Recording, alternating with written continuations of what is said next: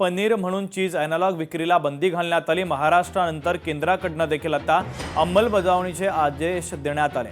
FSSAI कार्यवाहीसाठी आता परिपत्रक जारी करण्यात आलं। भाजप आमदार विक्रमसिंह पाचपुते यांनी या संदर्भात मागणी केलेली होती।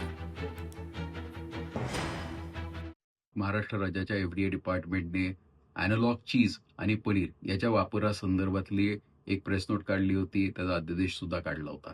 मी राज्य सरकारचे आदरणीय उपमुख्यमंत्री आदरणीय देवेंद्रजी फडणवीस साहेब, त्याचबरोबर FDA मिनिस्टर झिरवळ साहेबांचे विशेष असे आभार मानतो आणि ज्यांनी हा अध्यादेश काढला असे FDA कमिशनर आदरणीय दुबे पाटील साहेबांचे विशेष आभार मानतो। FSSAIने आज संपूर्ण देशामध्ये एक अध्यादेश काढलाय, ज्याच्यानुसार संपूर्ण देशामध्ये जेवढे विक्रेते आहेत, जे रेस्टॉरंट्स आहेत, जे फास्ट फूड जॉईंट्स आहेत किंवा छोट्या मोठ्या आस्थापना असतील, अशांना आता हितनं पुढे अॅनालॉग चीज वापरता येणार नाही की अॅनालॉग चीज पनीर म्हणून विकता येणार नाही।